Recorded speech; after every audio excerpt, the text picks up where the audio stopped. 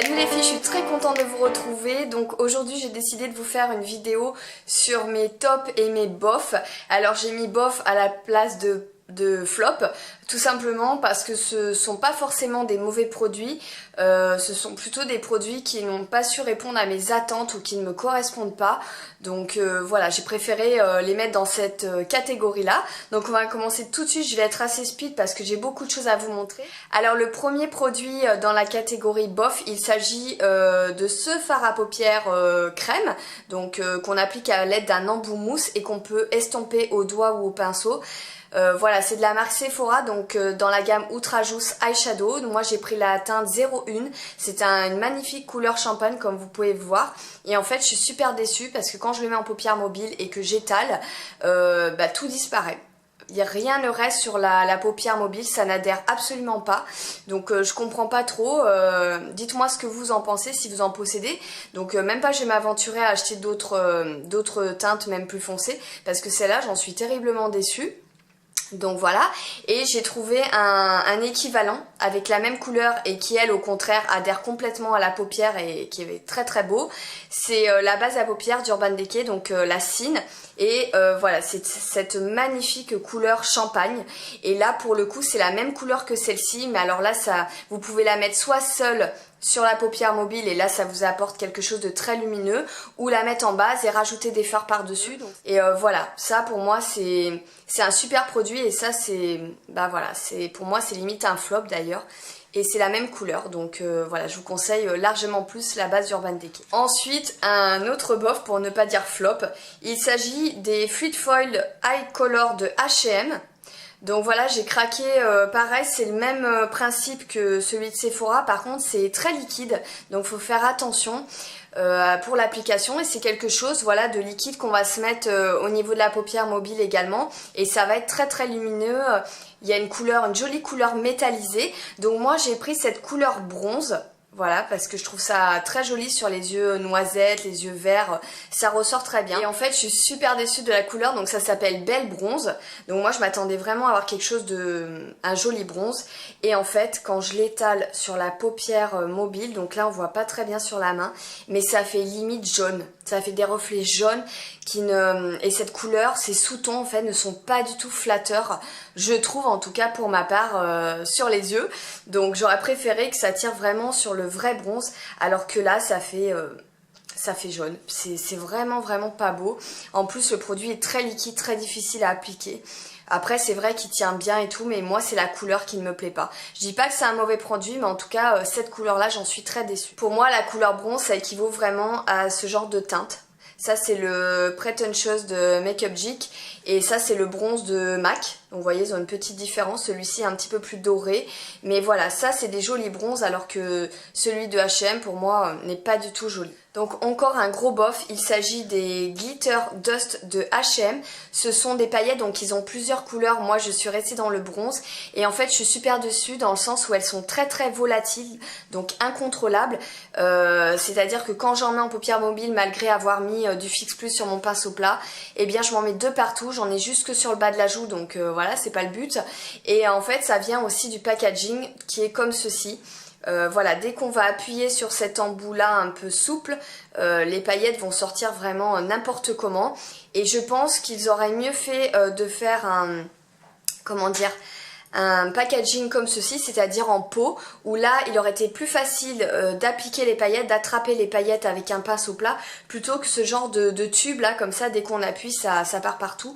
Ça c'est la poudre de diamant de Make Up For Ever, d'ailleurs je vais en racheter, ça fait longtemps que je les possède et ça l'effet c'est juste magnifique. Vous avez carrément les paupières qui illuminent, ça brille de mille feux et en même temps vous voyez ça reste volatile, mais on peut facilement les attraper avec un pinceau plat en mettant, je vous dis, du Fix Plus ou une base à paupières spéciale paillettes.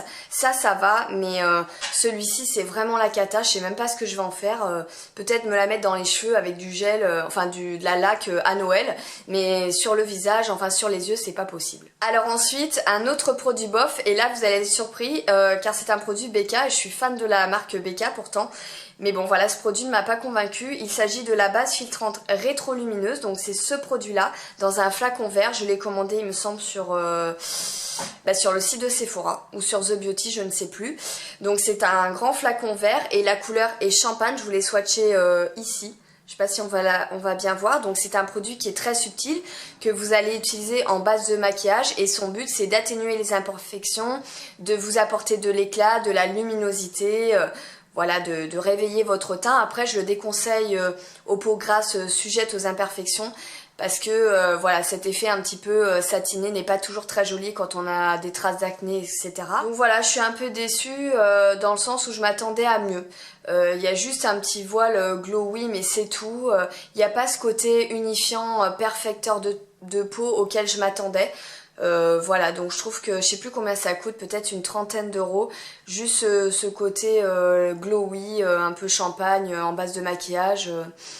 Voilà, je suis pas hyper convaincue. Moi, je vous conseillerais un autre produit, donc il est quasiment aussi cher, on est d'accord. Mais là, par contre, vous allez voir la différence. Il s'agit de la CC Crème de Bobbi Brown, donc que j'ai en couleur Blushed Nude. Donc, elle se rapproche grandement du produit BK, hein, c'est une petite couleur pareil champagne. Mais là, tout de suite, on va voir ce côté unifiant, perfecteur de peau. D'ailleurs, ils le disent, hein, que c'est un perfecteur de teint. Ça va vraiment vous lisser les traits, vous unifier le teint. Il y a un SPF 35. Donc ça c'est vraiment pas négligeable, mais et voilà, vous avez quand même ce côté lumineux, ce côté bonne mine, voilà, je l'utilise en base de maquillage, ou l'été vous pouvez même l'utiliser seul. Ça va vraiment vous raviver le teint et en même temps vous allez avoir une protection solaire importante. Donc ça oui, pour moi c'est un tout en un, alors que la base BK, je trouve ça cher juste pour vous mettre un petit voile comment dire, lumineux. Je trouve ça un peu décevant. Alors ensuite, je vais vous présenter un autre produit bof. Il s'agit du Fantastic Lips de Etam. Ça faisait longtemps que je voulais le commander. À chaque fois, il était sold out sur le site The Beautist et depuis peu, il est de nouveau disponible. Donc c'est une base contour des lèvres universelle. Voilà, c'est un primer en fait. Ça vous permet de prolonger la tenue de votre rouge à lèvres, de lisser vos lèvres et de les unifier.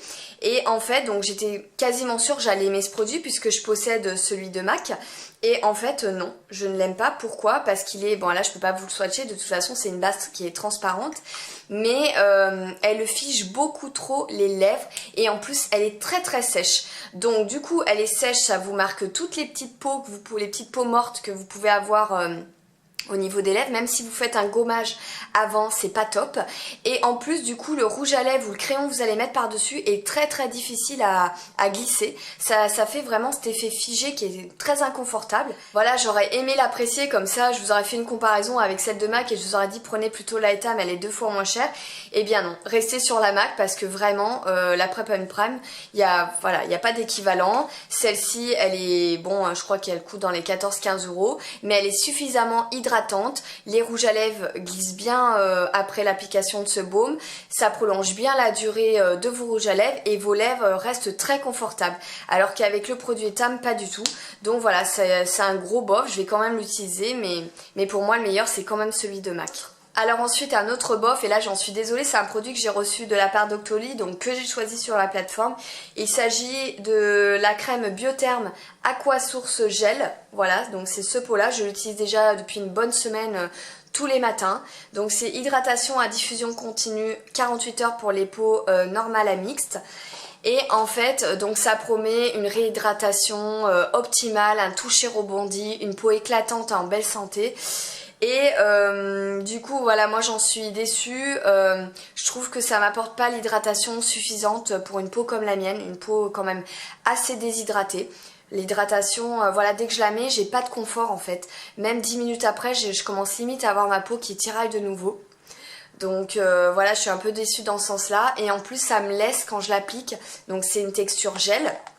Pourtant j'ai l'habitude d'utiliser des crèmes à texture gel, mais celle-ci j'ai l'impression qu'elle reste qu'en surface, qu'elle pénètre pas bien, qu'elle me laisse comme un film gras, donc du coup c'est pas très agréable. Il faut vraiment que je masse très longtemps mon visage pour bien la faire pénétrer, et encore j'ai du mal, mais c'est surtout au niveau de l'hydratation, voilà, comme c'est un gel qui disait réhydratation pendant 48 heures, peau rebondie, tout ça, je n'ai pas eu du tout ces effets avec cette crème là. Donc voilà, c'est bien dommage. Après, comme je vous dis, je dis pas que c'est un mauvais produit, mais peut-être que moi j'ai besoin d'un produit plus costaud. Sans doute que celle-ci conviendra plus à une peau voilà, d'une personne qui a une vingtaine d'années et qui boit beaucoup plus que moi, qui a une peau beaucoup moins déshydratée. Voilà, donc pour moi cette crème reste trop juste en termes d'hydratation. Je remercie quand même Biotherm de me l'avoir fait parvenir et Octoly, mais voilà, n'a pas su répondre à mes attentes. Ensuite un autre produit bof, donc je me suis laissée tenter par le Nail Glow de Dior. J'en entendais beaucoup parler sur la toile depuis très longtemps, comme quoi il ravivait l'ongle, voilà, on pouvait le porter seul, ça donnait vraiment un effet ongle propre. Et en fait moi j'ai un petit peu les ongles jaunis, donc pas trop quand même, mais un petit peu, à force de mettre du vernis j'arrive pas à les laisser reposer. Je mets tout le temps du vernis, je sais que je devrais le faire, mais j'arrive pas à rester sans vernis. Et donc du coup, eh bien voilà, comme je vous dis, mes ongles sont un petit peu jaunis et ça ne ravive pas du tout, ça fait pas d'effet ongles blancs. Voilà, au contraire, j'ai l'impression que ça me marque encore plus le jaune des ongles, donc je suis quand même déçue et du coup c'est mes filles qui l'utilisent. J'ai un peu les boules parce que il était pas donné, mais je pourrais pas le porter seul en tout cas. Hein. J'ai même essayé de le porter en base, bah du coup ça ne va pas. C'est vraiment un vernis que l'on doit porter seul. Et voilà, pour moi c'est un produit bof. Donc ensuite on va passer au produit top, hein, quelque chose un petit peu plus gai. Alors là pour moi c'est pas un super top. C'est un sérum que j'ai reçu d'Octoly, j'avais plus de sérum et du coup j'aime bien m'intéresser à des marques que je connais pas, et pour le coup là je connaissais pas cette marque là. Apparemment ils sont numéro 1 au Brésil, donc il s'agit de la marque Natura Brasil. Donc voilà, c'est un sérum en 30 ml sous forme de flacon pompe, donc le flacon lui est très pratique. Donc c'est un sérum concentré, effet tenseur immédiat, donc lui il promet vraiment voilà un résultat anti-rides, anti-âge, liftant. Donc ce que j'en pense de ce sérum, c'est que oui effectivement j'ai remarqué, j'ai une petite ride du lion ici et quand je l'applique le soir, effectivement j'ai cet effet un petit peu tenseur, liftant que j'apprécie beaucoup. Là, il n'y a rien à dire, mais c'est vrai qu'il n'est pas du tout hydratant. Si je mets pas de crème après, ça reste très inconfortable. Donc évidemment, c'est pas son but à la base, hein, c'est plutôt cet effet tenseur. Mais c'est vrai qu'il aurait été vraiment top s'il avait eu en plus ce petit côté hydratant. Donc c'est un produit, comme je vous dis, qui est numéro 1 au Brésil. Je connaissais pas, je suis très contente de l'avoir découverte. Mais ils disent que ça apporte hydratation et éclat à votre peau. Je peux pas dire que j'ai constaté l'hydratation et l'éclat. J'ai plutôt constaté vraiment que l'effet tenseur. Donc c'est un bon produit. Mais pour moi il ne tient pas toutes ses promesses. Par contre voilà, si vous cherchez un bon sérum avec un effet anti-rides, anti-âge, eh bien je vous conseille celui-ci, vous en serez pas déçus. Franchement voilà, je suis très contente pour cet effet là, en tout cas il remplit très bien ses fonctions. Ensuite un autre produit top, et là j'en suis super contente, je connaissais pas cette marque là, donc c'est Make Up Atelier. Je vous dis, grâce à Octoly on découvre vraiment beaucoup de marques et de produits et c'est vraiment un plaisir de vous les faire partager. Ce qui est bien c'est que j'en parle vraiment en toute objectivité, donc ça c'est vraiment bien. Et ça pour le coup j'ai beaucoup aimé cette petite palette de Make Up Atelier, donc il proposait plusieurs teintes. Moi je suis restée, j'ai pas pris trop de risques, hein, je suis restée dans des teintes nude. Elle se compose de 5 fards. Voilà, donc du plus foncé au plus clair. Donc ces fards sont mat, irisé, satiné. Donc dans ma palette à moi, j'ai l'impression qu'il n'y a que du mat et du satiné. Il n'y a pas d'irisé, mais après, comme je vous dis, il y a beaucoup de couleurs. Et ils sont formulés avec des talcs et des pigments siliconés. Donc du coup, ça permet plus d'adhérence et vraiment de longue durée. Et c'est vraiment ce que j'ai constaté. Je trouve qu'ils sont très faciles à travailler, à dégrader. Ils sont quasiment pas poudreux. Ils sont très pigmentés, mais vraiment, regardez, j'ai swatché le deuxième. Donc ici. Ils sont hyper bien pigmentés et voilà, on peut faire de très jolis make-up avec ça, donc ce sont vraiment des fards de qualité. Je trouve que la boîte est très pratique si vous partez en vacances ou voilà, vous voulez la mettre dans votre petite valise, elle prend pas de place et elle est très bien conçue. Et ensuite il m'a envoyé un petit pinceau comme ceci, voilà, ça faisait partie du kit, avec un diluant, donc on est censé mettre 1 ou 2 gouttes sur le pinceau et pour appliquer cette magnifique ombre à paupières qui est, moi je trouve qu'elle est bronze, donc eux ils l'appellent Satin Brown. Voilà, elle est comme ceci, elle est vraiment très très belle et très flatteuse sur la paupière, donc on peut l'utiliser soit en base, Voilà, et après vous rajoutez d'autres fards à paupières dans les teintes de chocolat ou de kaki, ça peut être très joli, ou soit vous la laissez seule. Et donc moi j'ai essayé en mettant du diluant ou sans diluant, et franchement la tenue est vraiment irréprochable, ça résiste à l'eau, ça résiste aux larmes, voilà, ça a une super bonne adhérence. Donc vraiment, voilà, ce sont que ce soit la palette ou le fard à paupières crème, j'en suis vraiment ravie, et je compte peut-être me commander les rouges à lèvres mat. J'ai vu qu'ils avaient toute une gamme de maquillage et en termes de prix ça reste tout à fait correct. Donc merci beaucoup à Make Up Atelier et à Octoly pour cette très jolie découverte. Alors je reprends le cours de cette vidéo car la dernière fois j'ai pas eu le temps de terminer. Donc j'ai plus que 2 produits à vous présenter. Alors tout d'abord il y a le rouge à lèvres, un rouge à lèvres relativement récent de chez MAC. Il s'agit d'un rétro mat et c'est le Ball Me Over. De toute façon je vous mettrai le nom en barre d'infos, donc du coup voilà, j'ai décidé de le porter aujourd'hui pour que vous le voyez en action. Il ressemble beaucoup au Diva. Vous voyez, ce sont 2 litres 20 comme ça mat. Donc je vous ai fait des swatchs et là on voit clairement la différence. Le Diva est beaucoup plus bordeaux, le Diva est ici et le Ball Me Over est plus marronné. Alors comme je vous dis, c'est un très beau rouge à lèvres, là je suis d'accord, voilà, j'ai complètement craqué dessus. Par contre ça fait seulement 1 heure que je le porte et mes lèvres tiraillent, j'en ai déjà plus à l'intérieur de la bouche. Donc voilà, c'est un top au niveau de la couleur, mais un gros bof même au niveau de la tenue et du confort des lèvres. Je me demande même si je vais pas retourner chez MAC le ramener parce que là j'en suis super déçue. Voilà, ça me fait comme le Ruby Woo, vous savez, les lèvres avec cette sensation figée qui est très désagréable. C'est vraiment dommage parce que voilà, la couleur est vraiment très jolie, donc je vous le conseille pas au final. Et je me suis enfin pris un dernier blush pour compléter ma palette, donc en refil de chez MAC.